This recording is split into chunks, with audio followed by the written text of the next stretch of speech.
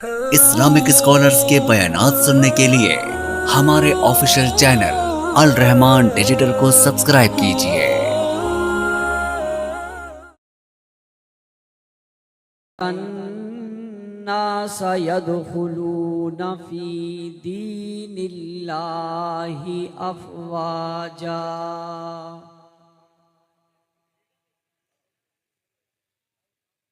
صدق الله العظيم۔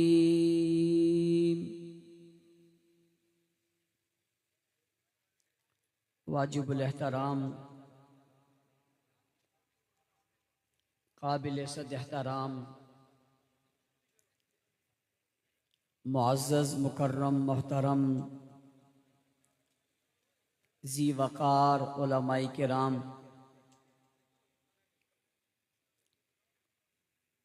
اسٹیج پر موجود سیاسی، سماجی، مذہبی، قومی اور ملی شخصیات، پنڈال میں موجود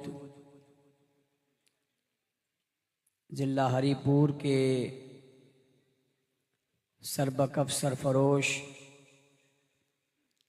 مجاہد، مواحد، غیرت مند دوستوں، ساتھیوں اور بزرگوں، آج کی یہ سالانہ تاریخ ساز روایتی کانفرنس ایک بار پھر انعقاد پذیر ہے۔ مجھے آپ حضرات سے ملاقات اور گفتگو کی سعادت حاصل ہو رہی ہے۔ علماء، خطباء، واعظین اور مبلغین آپ حضرات سے اپنے اپنے خیالات کا اظہار فرما چکے ہیں۔ اسٹیج پر آپ دیکھ رہے ہیں قائد اہل سنت جلوہ افروز ہیں، آپ ان کی زیارت سے مستفیض ہو رہے ہیں۔ میں ان کے درمیان اور آپ کے درمیان زیادہ دیر حائل نہیں رہنا چاہتا۔ کچھ گزارشات آپ کے گوش گزار کر کے آپ سے اجازت چاہوں گا۔ تفصیلی گفتگو، پالیسی ساز خطاب حضرت اقدس قائد اہل سنت حضرت علامہ مولانا محمد احمد لدھیانوی صاحب انشاءاللہ العزیز آپ سے فرمائیں گے۔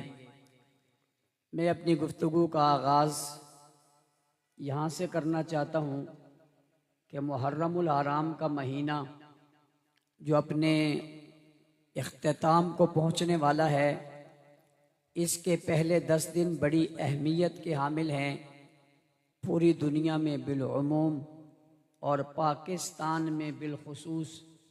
ان ایام میں ہمارے ادارے، ہماری انتظامیہ، ہماری حکومت، سیاسی لوگ، مذہبی لوگ سب ہی ایک مشکل میں ہوتے ہیں کہ کہیں کوئی واقعہ رونما نہ ہو جائے، کہیں کوئی ایسی چیز پیدا نہ ہو جائے جس میں ملک میں بد امنی شروع ہو جائے اور اس کو کنٹرول کرنا مشکل ہو۔ اس لیے ہمارے انتظامیہ کے لوگ، بالخصوص پولیس کے لوگ ہمہ وقت ڈیوٹیاں سر انجام دیتے ہیں۔ ہمارے ریاستی ادارے ہر وقت مصروف عمل رہتے ہیں، ہمارے افسران ہمہ وقت مستعد رہتے ہیں، اور میرے خیال سے ان پہلے 10 دنوں میں انہیں آرام کا موقع بھی بہت مشکل سے ملتا ہے۔ یہ ساری صورتحال ہم اور آپ سب کے سامنے ہے، اس کا کوئی انکار نہیں کر سکتا۔ سوال یہ پیدا ہوتا ہے ایسا کیوں ہوتا ہے کہ ان 10 دنوں میں ایسے کیا واقعہ ہے جس کی وجہ سے سبھی گھبرا رہے ہوتے ہیں اور سبھی ڈر رہے ہوتے ہیں اور سبھی جو ہے وہ کوشش میں لگے ہوتے ہیں، اور اس میں امن کی بات بھی زیادہ کی جاتی ہے، محبت کی بات بھی زیادہ کی جاتی ہے۔ رواداری کی بات بھی زیادہ کی جاتی ہے، میٹنگز بلائی جاتی ہیں، ان میں ذمہ داروں کو بلایا جاتا ہے، ان سے بھی بات کی جاتی ہے، امن کمیٹیاں بھی حرکت میں آ جاتی ہیں۔ یہ سبھی کچھ ہوتا ہے 10 تاریخ تک، اور 10 تاریخ کے بعد شاید لوگ یہ سمجھتے ہیں کہ محرم ختم ہو گیا۔ اطلاع کے لیے عرض کرنا چاہتا ہوں، جس طرح باقی مہینے 29 یا 30 دن کے ہیں، محرم بھی 29 یا 30 دن کا ہے، یہ 10 دن کا نہیں ہے۔ لیکن صرف وہ 10 دن پروموٹ کیے جاتے ہیں۔ اس کی وجہ کیا ہے؟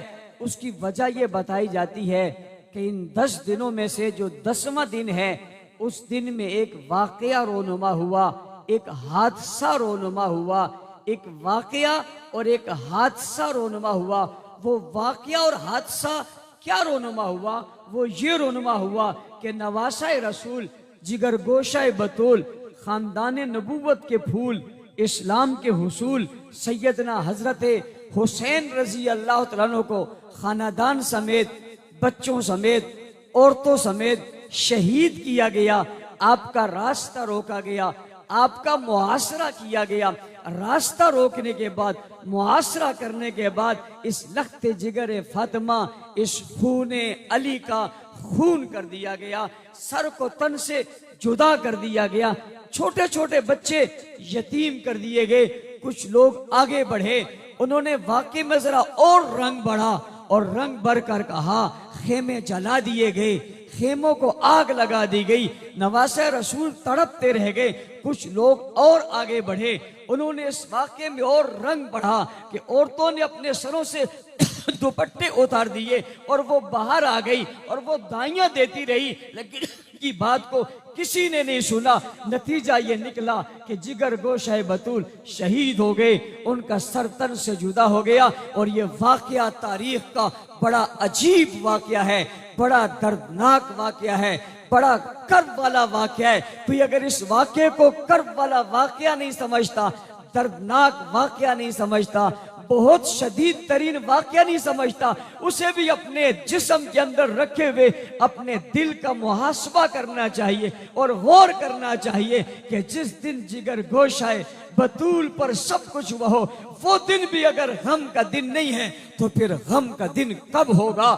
پھر دکھ کا دن کب ہوگا؟ اور کس دن کو دکھ کا دن کہا جائے گا؟ اس میں کوئی شک نہیں، یہ دکھ کی گھڑی اور یہ غم کی گھڑی ہے، اور اس گھڑی میں یہ سبھی کچھ واقعہ رونما ہوا، مگر 10 تاریخ کو ہوا۔ یہ 1 کو نہیں ہوا، یہ 2 کو نہیں ہوا، یہ 3 کو نہیں ہوا، بھائی 4 کو نہیں ہوا، 5 کو نہیں ہوا، 6 کو نہیں ہوا، 7 کو ایسا کوئی واقعہ رونما نہیں ہوا، ایسا کوئی حادثہ ہی نہیں ہوا، 7 کو ایسی کوئی سوچ ہی نہیں ہے۔ 7 کے بعد وہاں پر پہنچے، اور پہنچنے کے بعد پھر محاصرہ شروع ہوا ہے، اور شروع ہونے کے بعد 10 کی عصر کو آپ شہید ہوئے ہیں۔ یہ پہلے والے دن ان دنوں میں شمار نہیں ہیں جو دن بعد میں شمار کیے جاتے ہیں۔ اس کا مطلب یہ ہے کہ 7 تاریخ کے بعد یعنی 8 کو، 9 کو اور 10 کو، 8 کو وہاں پر پہنچے، 9 کو جو ہے وہ واقعات میں اضافہ ہوا اور پانی کی بندش ہوئی اور مذاکرات ہوئے اور حکومتی تبدیلیاں ہوتی رہی اور لوگ بدلتے رہے اور نئے لوگ آتے رہے اور سختی بڑھتی رہی۔ نتیجہ یہ نکلا کہ 10 کو آپ شہید ہو گئے، تو پتہ چلا 8، 9 اور 10، 8 کو بھی درمیان سے نکالیں تو 9 اور 9 کو بھی درمیان سے نکالیں تو ایک 10 کی تاریخ رہ جاتی ہے۔ ایک طرف 10 کی تاریخ ہے اور ایک طرف 1 کی تاریخ ہے۔ معاملہ ہمارے ملک میں 1 سے ہی شروع ہو جاتا ہے، حالانکہ 1 کو یہ واقعہ ہی نہیں ہوا، 1 کو ایک اور واقعہ ہوا ہے، اور وہ کون سا واقعہ ہے؟ یہ واقعہ نواسہ رسول کا ہے اور وہ واقعہ سسر رسول کا ہے۔ ادھر 10 کو نواسہ رسول کو تڑپایا گیا کربلا کی خاک میں، اور ادھر 1 کو خون میں تڑپایا گیا سسر رسول کو روضہ رسول کے سامنے اور روضہ رسول کے قریب اور مصلی رسول کے اوپر ان کا خون گرا۔ ایک واقعہ وہاں ہوا اور ایک واقعہ یہ ہوا۔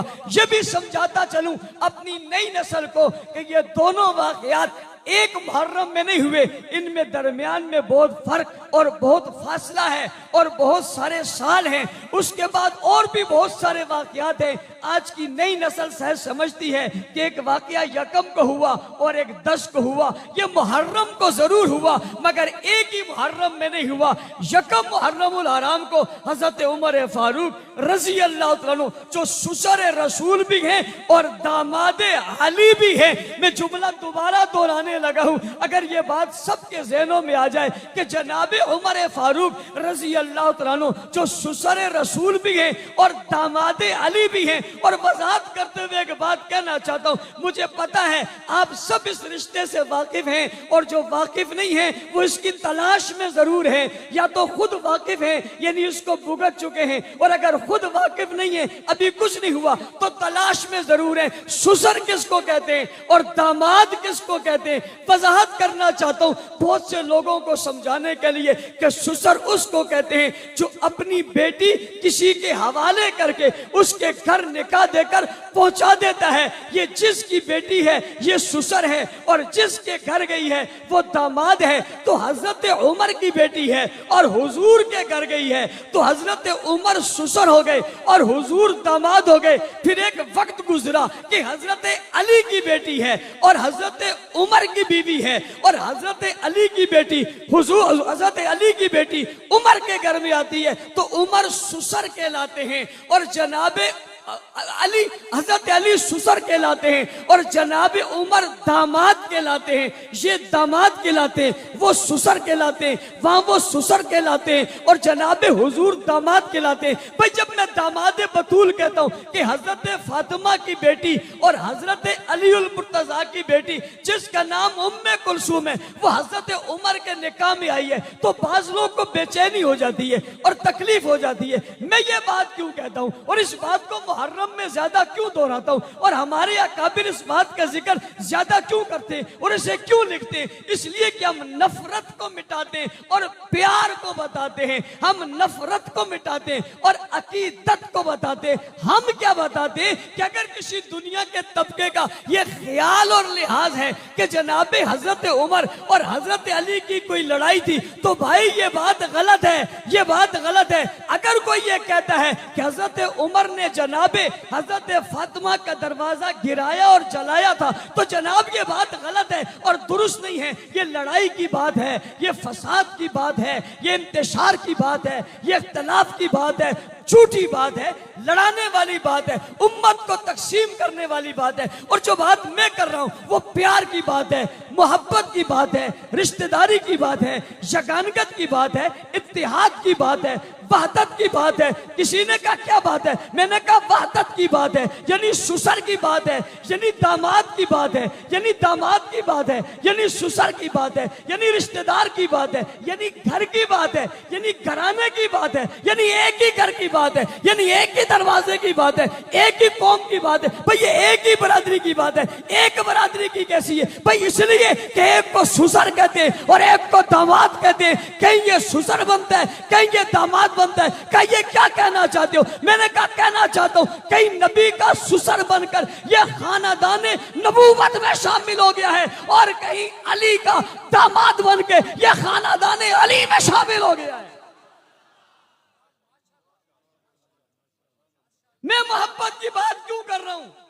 مجھے میری قیادت نے سکھایا ہے محبت کی بات کرو، پیار کی بات کرو۔ کیوں پیار کی بات کریں؟ تاکہ جھگڑا ختم ہو، لڑائی ختم ہو، پیار کا ماحول پھیل جائے۔ پیار کا ماحول کیسے پھیلے گا؟ جھوٹ بولنے سے، سچ بولنے سے۔ سچ کیا ہے؟ سچ یہ کہ یکم محرم الحرام کو حضرت عمر رضی اللہ عنہ شہید ہیں۔ یہ کیا ہے؟ یہ سچ ہے کہ حضرت عمر نے اپنی بیٹی حضور کو دی۔ یہ سچ ہے کہ علی نے اپنی بیٹی عمر کو دی۔ میں جب یہ کہتا ہوں کہ علی نے اپنی بیٹی عمر کو دی تو کچھ لوگوں کو تکلیف ہوتی ہے، جیسے میں ان کے گھر میں گیا ہوں، جیسے میں رشتہ مانگنے کے لیے۔ بھئی تیری میری بات ہی نہیں ہے، تیرا میرا زمانہ ہی نہیں ہے، تیرا میرا دور ہی نہیں ہے، ابھی کسی واقعے نے ہونا ہی نہیں ہے، نہ سسر نہ داماد کا رشتہ اب قائم ہونا ہے، یہ تو ہو چکا۔ کوئی الٹا الٹا لٹکے، کوئی لٹک جائے، کوئی مر جائے، کوئی خودکشی کر لے، کوئی سینہ پیٹ لے، کوئی آنکھوں پہ مار لے، کوئی دل پہ مار لے، کوئی سفید کپڑے پہن لے یا کالے کپڑے پہن لے، کالے کپڑے پہنے اور سفید پگڑی پہن لے، سفید پگڑی پہنے اور کالے کپڑے پہن لے، جو مرضی ہے کر لے، یہ رشتہ ہو چکا. یہ رشتہ کسی کے زور سے، کسی کے شور سے، کسی کے واویلے سے، کسی کے رونے سے، کسی کے چیخنے سے، کسی کے چلانے سے، کسی کے ماتم سے، کسی کے لوہے سے، کسی کے مرثیے سے، کسی کے روڈ پر آنے سے، کسی کے خنجر مارنے سے یہ رشتہ ختم ہو سکتا نہیں ہے. پیار کا رشتہ بتاتا ہے کہ یہ رشتہ حضرت علی نے دیا تھا اور حضرت عمر نے کیا تھا. اس کے بعد ایک رشتہ بنا تھا تو ایک شہادت یکم کو ہے اور ایک 10 کو ہے. یہ عنوان میں یہاں چھوڑتا ہوں، پھر کبھی بتاؤں گا کہ رشتہ دیا کیسے تھا، رشتہ لیا کیسے تھا، رشتہ دیا کیوں جاتا ہے، رشتہ لیا کیوں جاتا ہے. اور پھر سمجھو عمر بڑی ہو اور ایک کی عمر چھوٹی ہو، اس رشتے کی کوئی اور وجہ ہی نہیں ہوتی، ایک ہی وجہ ہوتی ہے اور اس وجہ کا نام ہے عقیدت. کیا نام ہے؟ کوئی اپنی بچی جب کسی بوڑھے بزرگ کو دیتا ہے نا، اس کا کوئی مقصد نہیں ہوتا. کون سا مقصد ہوتا ہے؟ کیا مقصد ہوتا ہے؟ او بھائی حضرت عمر میں علی سے بڑے ہیں. ابھی کسی کو تکلیف ہو جائے گی، میں دوبارہ دہرا رہا ہوں. حضرت عمر میں علی سے بڑے. جب یہ بڑے تو بیٹی تو اور بھی چھوٹی ہے اور بیٹی بھی جو ہے وہ چوتھی ہے اولاد میں، بیٹی بھی چوتھی ہے اور یہ چوتھی بیٹی جناب حضرت عمر کو دی ہے. عمر زیادہ ہے، دے کیوں رہے؟ کوئی اگر یہ کہے کہ زبردستی ہے، یہ تو ہو ہی نہیں سکتا. او بھائی زبردستی علی سے، وہ تو تجھ سے کوئی نہیں کر سکتا، وہ تو مجھ سے کوئی نہیں کر سکتا، وہ تو کسی غریب آدمی سے کوئی نہیں کر سکتا، کسی مزدور سے کوئی نہیں کر سکتا. زبردستی کوئی علی سے کرے، ہو سکتا ہے؟ اگر کوئی یہ کہتا ہے کہ علی سے کسی نے زبردستی کی ہے تو یہ علی کی توہین ہے. کوئی اگر یہ کہتا ہے کہ زبردستی علی سے کی ہے تو یہ علی کی طاقت کی توہین ہے، قوت کی توہین ہے، شجاعت کی توہین ہے، بہادری کی توہین ہے، غیرت کی توہین ہے، دلیری کی توہین ہے، حمیت کی توہین ہے، جذبے کی توہین ہے، جوانی کی توہین ہے، قیادت کی توہین ہے، قیام کی توہین ہے، خاندان کی توہین ہے، قوم کی توہین ہے، قبیلے کی توہین ہے. نہیں ہو سکتا کوئی دنیا کی طاقت علی سے طاقت میں بڑھ کر کوئی چیز چھینے، یہ ہو سکتا؟ باتیں دونوں غلط ہو گئی. بات بیٹی والی چھینے یہ بھی غلط ہو گئی اور بات خلافت والی چھینے یہ بھی غلط ہو گئی. اس لیے کہ اس سے کون چھینے گا؟ اور اگر جس سے چھینی ہے پھر وہ علی نہیں ہے. اگر اس سے چھینی ہے پھر وہ علی نہیں ہے. وہ تیرا تو ہو سکتا ہے مگر میرا نہیں ہے. مولانا صاحب آپ کیا کیوں نہیں؟ میں نے کہا میرا علی بہادر ہے، جری ہے، کبھی ہے، حیدر کرار ہے، ذوالفقار ہے، جرت کا پہاڑ ہے، ہمت کو دلیری کا سوئے سمندر ہے، قوت اور طاقت کا مالک ہے. وہ تلوار اٹھائے، خیبر فتح کر کے آئے. جو تلوار اٹھائے اور خیبر فتح کر لے اس کے گھر میں کوئی اور گھس جائے، ہو سکتا ہے؟ علی کی توہین. یکم محرم الحرام کو حضرت عمر کی شہادت ہے اور عمر داماد علی ہے، سسر نبی ہیں، داماد دونوں رشتے ہیں یا نہیں ہیں؟ میں ایک بات اور پوچھنا چاہتا ہوں، سسر رشتہ داروں میں شامل ہے؟ سسر رشتہ داروں میں شامل ہے اور داماد؟ جو کہتا ہے سسر شامل نہیں ہے گھر جا کر کہنا، پھر ذرا خیر سے باہر آنا. داماد شامل ہے نہیں شامل؟ کہتے ہیں سسر باپ کی جگہ ہے، داماد بیٹوں کی جگہ ہے. سسر باپ کی جگہ ہے، داماد. کیا بات ہے یار. عمر کی خاندان نبوت میں بھی جگہ ہے اور عمر کے خاندان علی میں بھی جگہ ہے. نہیں جگہ تو اس دشمن کی تو امت میں بھی جگہ نہیں ہے. اس کی ادھر بھی جگہ ہے, اس کی ادھر بھی جگہ ہے, اس کا ادھر بھی رشتہ ہے, اس کا ادھر بھی رشتہ ہے, اس کا ادھر بھی تعلق ہے, اس کا ادھر بھی تعلق ہے. وہ ان کو بھی پیارا ہے, وہ ان کو بھی پیارا ہے, وہ بھی محبت کرتے ہیں, یہ بھی محبت کرتے ہیں. وہ ان پہ مرتا ہے, یہ ان پہ مرتا ہے, وہ ان کے لیے, یہ ان کے لیے, وہ ان کے ساتھ ہے, یہ ان کے ساتھ ہے, یہ ان کے ساتھ ہے, وہ ان کے ساتھ ہے. تجھ سے پوچھتا ہوں بتا ظالم تو کس کے ساتھ ہے؟ اور عمر وہ ہے, عمر وہ ہے. عمر نے تو آتے ہی اپنے آنے کا ثبوت دے دیا, آتے ہی اپنے آنے کا ثبوت دے دیا. اور ثبوت کیا دیا کہ عمر آئے تو آتے ہی چھا گئے. حضرات علماء کرام آپ تشریف فرمائیں. میں میری معذرت سے جملہ کہتا ہوں, لوگ کہتے ہیں حق علی کے ساتھ ہے. کس نے انکار کیا کہ نہیں؟ حق کس کے ساتھ ہے؟ حق کس کے ساتھ ہے؟ آؤ تمہیں بتاتا ہوں. دار ارقم سے جب عمر نکلے تھے نبی کو لے کر, حق علی کے ساتھ ہے اور علی خود عمر کے ساتھ ہے. حق علی کے ساتھ ہے اور علی خود. ایک بات اور کہہ دوں, ہر ایک کی اپنی اپنی اضافی, سب کی اپنے اپنے درجے.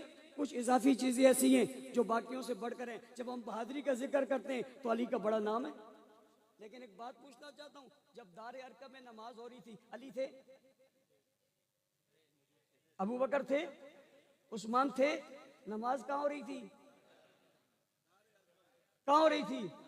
عمر آئے, کلمہ پڑھا, تکبیر ہوئی, اللہ اکبر کہا. کس نے کہا؟ نہ عمر تو آیا ہے, عمر تو آیا ہے. تکبیر تو نبی نے کہی ہے, جواب تو علی نے دیا ہے. بھائی جب تکبیر لگے اور جواب آئے, خوشی میں ہے غم میں؟ خوشی میں ہے غم میں؟ خوشی میں. خوشی کرنے والا کون ہے؟ علی. پتہ چلا جس موقع پہ علی خوشی کرے وہ تو عید ہے. حضرات علماء کرام اجازت دیں تو شروع نہ کر دیں, شروع نہ کر دیں کہ جس دن عمر آئے تھے یوم العید ہے, لیلۃ الدفن ہے, کوئی لیلۃ الکفن ہے, کوئی یوم عمر ہے. نکلے یہ سارے موجود تھے, مگر اب کیوں نکلے؟ دنیا کو بتانا تھا اب عمر آ گئے ہیں. عمر کیوں آئے ہیں؟ عمر یوں نہیں آئے ہیں, عمر کو خدا سے رسول نے مانگا ہے. یوں نہیں مانگا ہے, دو دے کر مانگا ہے. خدا نے دو میں سے ایک دے کر بتا دیا عمر وہ ہے جو خدا کو بھی پسند ہے, مصطفیٰ کو بھی پسند ہے. توجہ, 10 محرم تک سب کچھ ہوتا رہا. یکم سے ہم نے ایک اعلان کیا. میں نے یہ اعلان قائد اہل سنت کے حکم پر کیا. قائد اہل سنت نے کہا محرم میں اچھا پیغام دو, پرامن پیغام دو. قائد کے حکم پر میں نے ایک پیغام دیا کہ محرم الحرام کے مہینے کو ہم نے محترم بنانا ہے. یہ ہم سب کی ذمہ داری ہے. ان 10 دنوں کو احترام کرتے ہوئے اس میں خلفشار سے, انتشار سے بچے اور بچ کر جو ہے ایک خوبصورت مہینہ اپنے سامنے لائیں اور دنیا کو امن کی باتیں بتائیں. ہم نے اعلان کیا تھا, اعلان یہ تھا کہ ان 10 دنوں میں کسی فرقہ کے خلاف, کسی جماعت کے خلاف کوئی نعرہ نہیں لگے گا. کیوں؟ گھر میں بیٹھے ہوئے نہیں, جلوس نکالیں گے, روڈ پر آئیں گے, چوک پر آئیں گے, چوراہے پر آئیں گے, اسٹیج لگائیں گے, لوگ آئیں گے, جوان آئیں گے, جلوس ہوں گے, ریلے ہوں گے, بات ہوگی, گفتگو ہوگی, تقریر ہوگی, واز ہوگا, نقطہ نظر پیش کیا جائے گا, اپنا موقف پیش کیا جائے گا. لیکن اس سب کے باوجود کسی کے خلاف ایک جملہ بھی نہیں کہا جائے گا.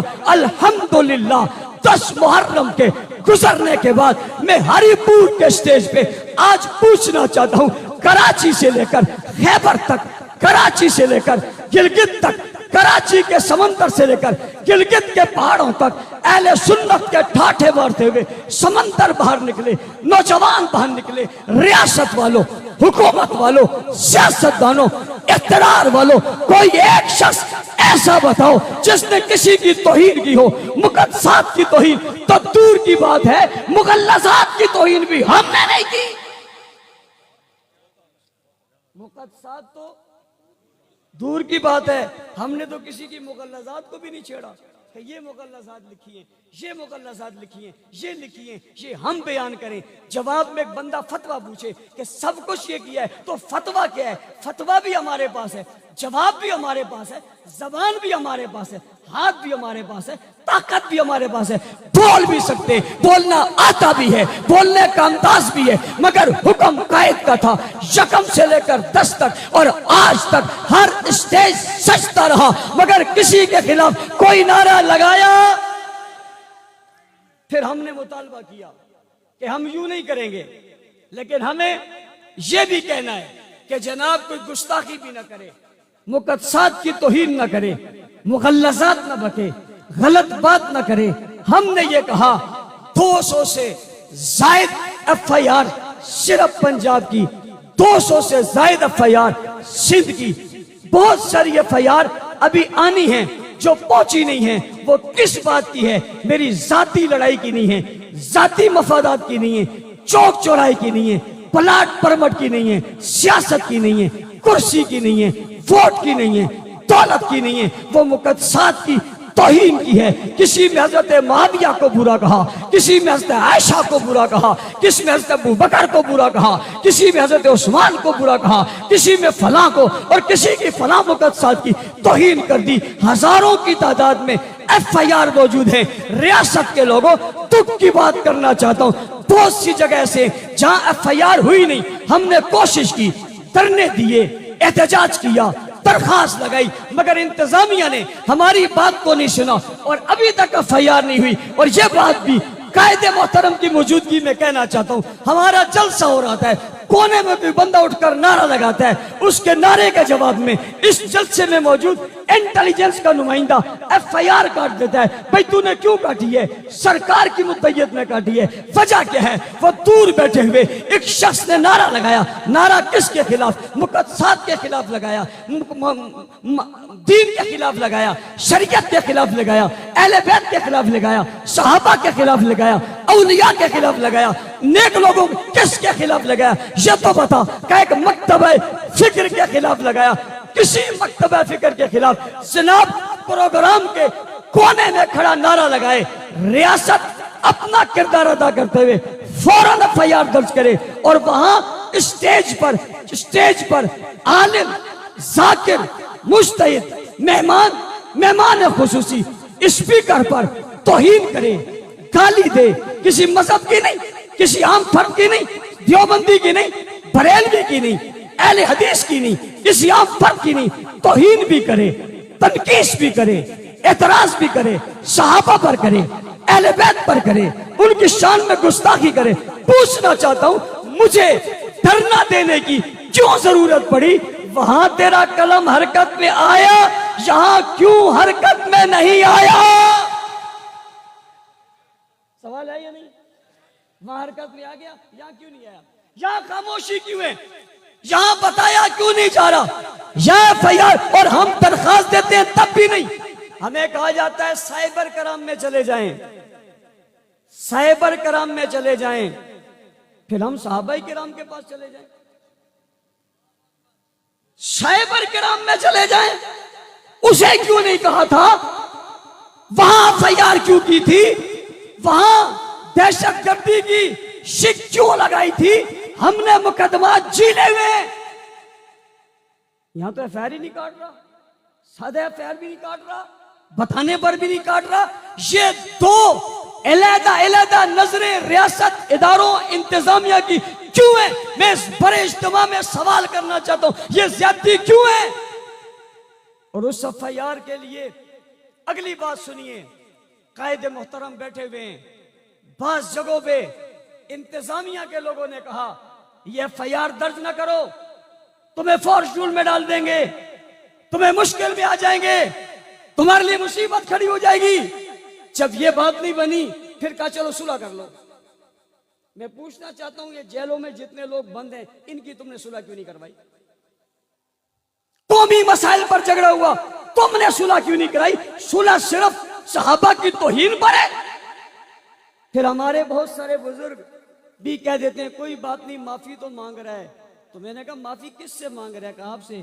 میں نے کہا میری تو توہین ہی نہیں کی اس نے، میں تو معافی علماء کرام تب دوں نا جب میری توہین کی ہو، اس نے تو توہین صحابہ کی ہے، کیا کوئی توہین صحابی کی کرے مجھے معافی کا اختیار ہے؟ علماء کرام مجھے معافی کا اختیار ہے، میں کیسے معافی دوں؟ یہ معافی مانگنے کو آپ کیوں آ گئے؟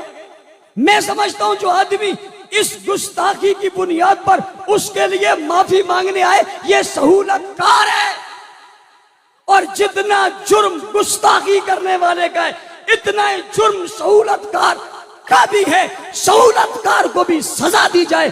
جو آئے قانون کس لیے ہے، عدالتیں کس لیے ہیں، نظام کس لیے ہے، آئین کس لیے ہے؟ جناب یہ چیزیں بنائی تم نے کس لیے؟ اگر معافیا ہی دینی تھی پھر مسجدوں میں اعلان لگا دو، مولویوں کے حوالے کر دو، جو گستاخی کرے، جو لڑائی کرے، جو قتل کرے، دوسرا اگر معافی مانگ لے پھر معافی دے دو۔ وزیر اعظم صاحب آپ کی کوئی گستاخی کرے آپ معافی نہیں دیتے۔ ہمارا فوج ایک ادارہ ہے اور ایک اہم ادارہ ہے اور ایک مقدس ادارہ ہے، وہ ادارہ جس کی بنیاد پہ پاکستان کھڑا ہے۔ اگر یہ کمزور ہوگا پاکستان کمزور ہو جائے گا۔ یہاں کی آسان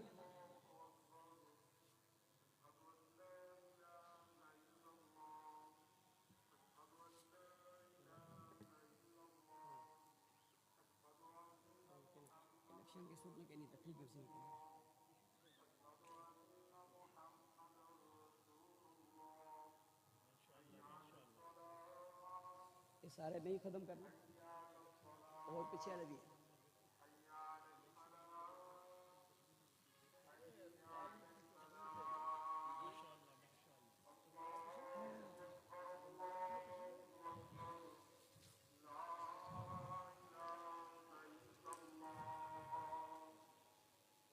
ایک طرف گستاخی ہو گئی، ہم نے قانون ہاتھ میں نہیں لیا، ہم عدالت نہیں بنے، ہم جج نہیں بنے، ہم نے قانون کا دروازہ کھٹکھٹایا۔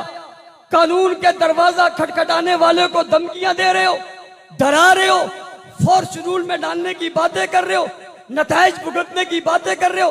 میرے پاس ایسے ملک بھر کے ریکارڈ موجود ہیں جہاں وہاں کی انتظامیہ نے لوگوں پر پریشر ڈالا، اپنی درخواست واپس لے لو، دھرنا مت دینا ورنہ تمہارے خلاف افیئر کریں گے۔ یہ کیا مسئلہ ہے بھائی؟ اس لیے یہ طریقہ کار درست نہیں ہے۔ ہم نے محرم میں امن و امان کی صرف بات نہیں کی، کردار ادا کیا۔ ہم نے محرم سیل قائم کیا، ہم نے اپنے لوگوں سے کہا آپ ہاتھ مت اٹھانا، آپ کسی کو کچھ مت کہنا، ہمارے ذمہ داروں کے فلاں فلاں نمبر ہیں، آپ ان نمبروں سے رابطہ کرنا۔ ہم نے انتظامیہ کو لوگ کو اس میں ڈالا، یہاں کی شکایت وہاں، وہاں کی شکایت وہاں، انتظامی طور پہ ہم نے اس معاملے کی کوشش کی، حل کیا جہاں ہو سکا۔ جہاں زیادتی ہوئی ہم پھر بھی روڈ پہ نہیں آئے، ہم پھر بھی چوک پہ نہیں آئے۔ وجہ کیا ہے؟ وجہ یہ ہے کہ بلوچستان کے حالات اچھے نہیں ہیں، خیبر پختونخوا کے حالات اچھے نہیں ہیں، کشمیر کے حالات اچھے نہیں ہیں۔ کچھ علاقے بچے ہیں جس میں شورش برپا کرنا چاہتے ہیں، حالات خراب کرنا چاہتے تھے۔ گستاخی کرنے والوں نے حالات خراب کرنے کی کوشش کی تھی، صبر کرنے والوں نے حالات کو درست رکھنے کی کوشش کی تھی۔ ہم نے صبر کر کے حوصلے سے کام لے کر انتظامیہ سے تعاون کر کے ماحول کو چیک کر کے قائد محترم کے حکم پر امن و امان کو برقرار رکھا۔ کہیں کوئی معاملہ الجھنے نہیں دیا، پریشان نہیں ہونے دیا، خود کھڑے ہو کر جلوسوں کی نگرانی کی۔ ہم نے کہا کوئی واقعہ نہ ہو جائے، لیکن اس کے باوجود اتنی گستاخیاں ہو گئی ہیں، یہ ماننا پڑے گا۔ حکمرانوں کو بھی، سیاستدانوں کو بھی، پرامن لوگ کون ہیں، دہشت گرد کون ہیں، تخریب کار کون ہیں، ملک میں بدامنی کون چاہتے ہیں، دوسرے ملکوں کے پراکسی کون ہیں، اس کے نام پر ملک میں بدامنی کون پھیلا رہے ہیں۔ اور میں اللہ کی قسم کھا کر کہتا ہوں میرے پاس موبائل میں ایسی گستاخیاں موجود ہیں، اگر میں اسے منظر عام پر لے گاؤں ملک میں آگ لگ جائے، نوجوان باہر نکل آ گئے، آپے سے باہر ہو جائیں، اتنی شدید ترین گستاخیوں پر بھی ہم نے قانونی راستہ اختیار کیا، اور قانونی راستہ اختیار کرتے ہوئے ہم نے انہیں کافر کردار تک پہنچانے کی کوشش کی۔ لوگوں آپ کو بھی سمجھنا چاہیے، سیاستدانوں آپ کو بھی سمجھنا چاہیے، حکمرانوں آپ کو بھی سمجھنا چاہیے، ریاست آپ کو بھی سمجھنا چاہیے، انتظامیہ والوں آپ کو بھی سمجھنا چاہیے، امن کی بات کس طرف سے ہے، بدامنی کی بات کس طرف سے ہے، پیار کی بات کس طرف سے ہے، انتشار کی بات کس طرف ہے۔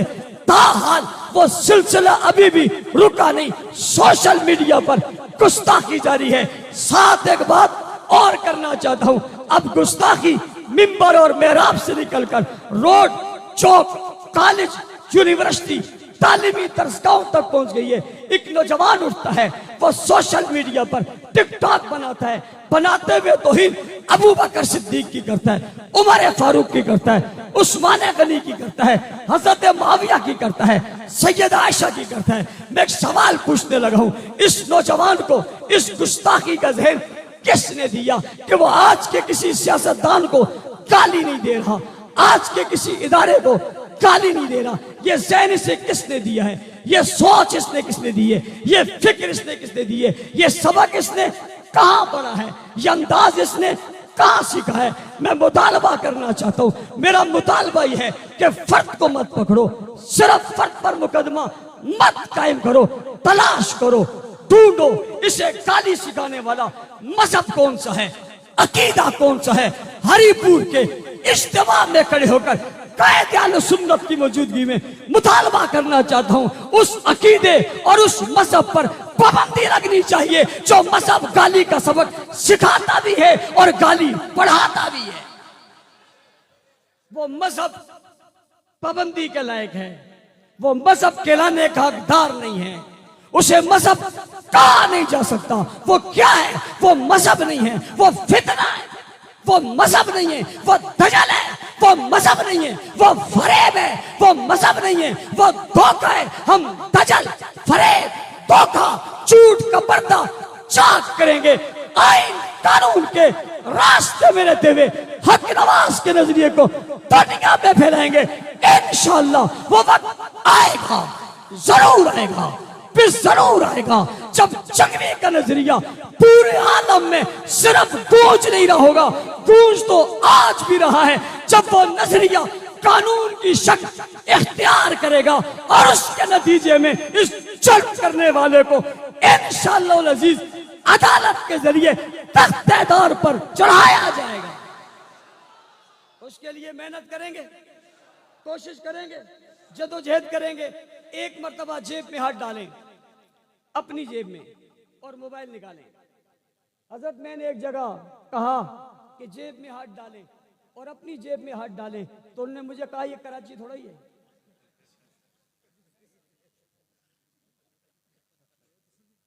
میں اپنی نہ میری چنہ کاٹ کے موبائل نکالیں، لائٹ جلائیں، بیٹھے رہیں، کھڑا بھی کوئی نہ ہو، اور جو کھڑے ہیں وہ بھی لائٹ جلا لیں۔ سوشل میڈیا کے لوگ اگر متحرک ہیں واقعی تو اسٹیج پر آ کر ذرا اس منظر کو محفوظ کریں۔ دفاع صحابہ، مدح صحابہ کے لیے یہ لوگ کس قدر آگے جانا چاہتے ہیں، کیا کام کرنا چاہتے ہیں، کتنے دور دراز سے آئے ہیں، دن کی گرمی اور تپش میں یہاں کے بیٹھے ہوئے ہیں، خطبہ کے بیانات سن رہے ہیں۔ یہ چاہتے کیا ہیں، یہ کہنا کیا چاہتے ہیں؟ بھئی یہ مدح صحابہ کر رہے ہیں، یہ دفاع صحابہ کر رہے ہیں، عظمت صحابہ کی بات کر رہے ہیں، لا قانونیت کی بات نہیں کر رہے۔ اذا جاء نصر اللہ والفتح ورأیت الناس یدخلون فی دین اللہ افواجا۔ توجہ میری طرف کرنا، لائٹیں جلائے رکھنا، ابھی نیچے نہ کرنا۔ میں اس عنوان کو پورا کر کے اپنی بات ختم کروں گا، آپ کی لائٹیں آپ کے جیب میں ڈلوا دوں گا۔ اذا جاء نصر اللہ والفتح ورأیت الناس یدخلون فی دین اللہ افواجا۔ افواج کسے کہا؟ فوج کسے کہا؟ ورأیت الناس کسے کہا؟ آنے والا کسے کہا؟ فتح کب کہا؟ جب مکہ فتح ہو گیا، لوگ قبیلوں سے، قوموں سے، برادریوں سے، علاقوں سے، شہروں سے، ایک ایک نہیں، دو دو نہیں، تین تین نہیں، چار چار نہیں، غول در غول، خول در خول، فوج در فوج، محلہ در محلہ نکل کر آ رہے تھے، اسلام قبول کر رہا تھا۔ قرآن میں اللہ نقشہ پیش کر رہا ہے، خدا پیش کر رہے ہیں، اذا جاء نصر اللہ والفتح، اللہ کی مدد آ گئی، اللہ کی نصرت آ گئی۔ توجہ علماء کرام، معذرت کے ساتھ میرا جملہ سمجھنا، میں ایک نیا انداز دینے لگا ہوں۔ اذا جاء نصر اللہ والفتح ورأیت الناس، اللہ کی مدد آ گئی، اللہ کی نصرت آ گئی، فتح قریب آ گئی۔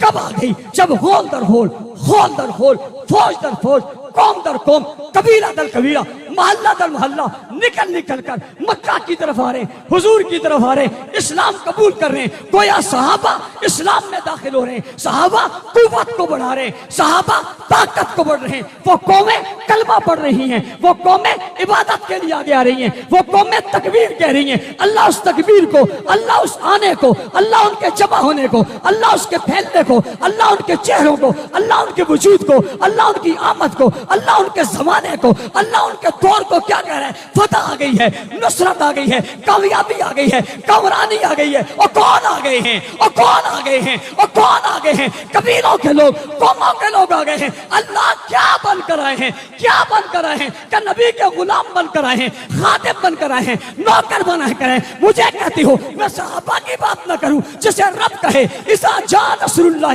والفتح، جسے رب کہے ورأیت الناس یدخلون فی دین اللہ افواجا، اور تو خارج ہونے کی بات کرتا ہے، میرا رب داخل ہونے کی بات کرتا ہے۔ ان کے دخول کی دلیل قرآن کے اندر موجود ہے، سورت کے اندر موجود ہے، سورہ نصر کے اندر موجود ہے، نصرت کی سورت کے اندر موجود ہے۔ یہ داخل ہوئے تھے، ورأیت الناس یدخلون فی دین اللہ، اللہ کی فوج میں داخل ہو گئے تھے۔ افواجا، ایک تو فوج تو کہتا ہے، ایک تو فوج میں کہتا ہوں، ایک تو فوج زمانہ کہتا ہے، ایک تو فوج علاقہ کہتا ہے۔ ہائے صحابہ، تمہاری عزتوں پہ، تمہاری عظمتوں پہ، تمہارے علم پہ، تمہارے تقوی پہ، تمہارے داخلے پہ، تمہارے کھڑے ہونے پہ، تمہارے قرار پہ، تمہارے پیار پہ، تمہارے انتظار پہ، تمہاری جرت پہ، تمہارے ایمان پہ، تمہارے ایمان پہ، تمہارے عقیدے پہ، تمہارے نظریے پہ، تمہاری سوچ پہ، تمہارے فکر میں، تمہارے ولولے پہ، تمہارے جذبے پہ میں ہزار بار قربان جاؤں۔ داخل ہونا بھی خدا نے آپ کا بتایا ہے، فوج ہونا بھی خدا نے آپ کا بتایا ہے۔ ورأیت الناس یدخلون فی دین اللہ افواجا، یہ کون ہیں جو فوج بن گئے؟ یہ کون ہیں جو مومن بن گئے؟ یہ کون ہیں جو متقی بن گئے، پرہیزگار بن گئے، حالات بن گئے، دین بن گئے، شریعت بن گئے، مدین بن گئے، طبیعت بن گئے، صورت بن گئے، سیرت بن گئے، فضیلت بن گئے، منقبت بن گئے، عزت بن گئے، عظمت بن گئے، جلال بن گئے، قرار بن گئے، فقار بن گئے۔ یہ ہے کون؟ یوں نہیں کہنا چاہتا، ہاتھ اٹھائیے، مکہ بنائیے، موبائل ہلائیے، لائٹوں بھر کر دیجئے، کون تھے؟ جواب آتا ہے صحابہ، صحابہ، صحابہ۔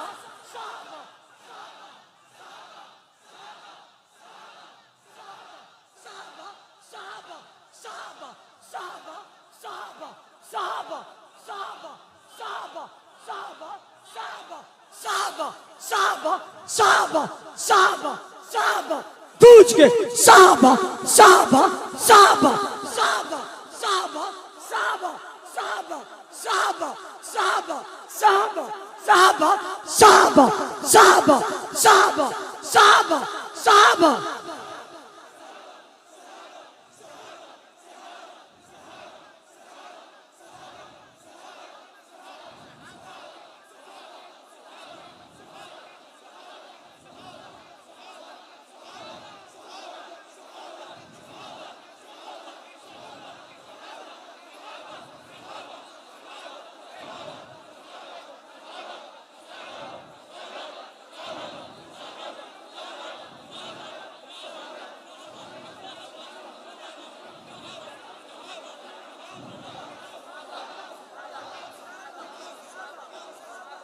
جزاک اللہ، آپ کے جذبوں کو جزاک اللہ۔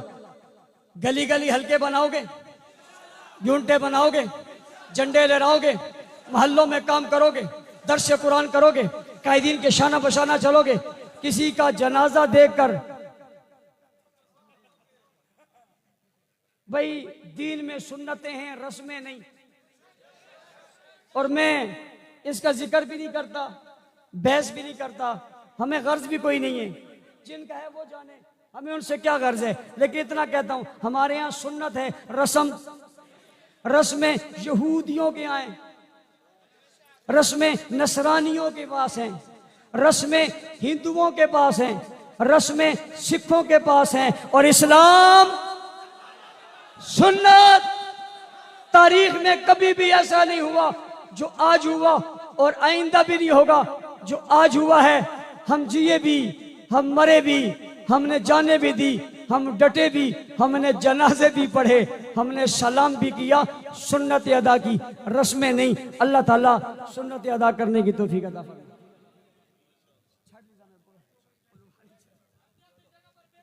تشریف رکھیں جی حضرات، تشریف رکھیں، سارے جو کھڑے ہیں وہ بیٹھ جائیں، تمام احباب بیٹھ جائیں یہاں پر۔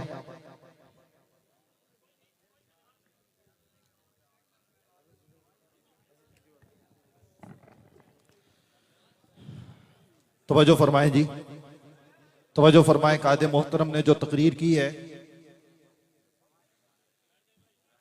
رشتوں کو بیان کرتے ہوئے، محرم تیرے دامن پہ کہانی نقش ہے ان کی کہ دین حق پہ مر مٹنا رہا جن کا یہ تیور ہے۔ محرم کا علی سے کس قدر گہرا تعلق ہے کہ ایک داماد حیدر ہے اور ایک اولاد حیدر ہے۔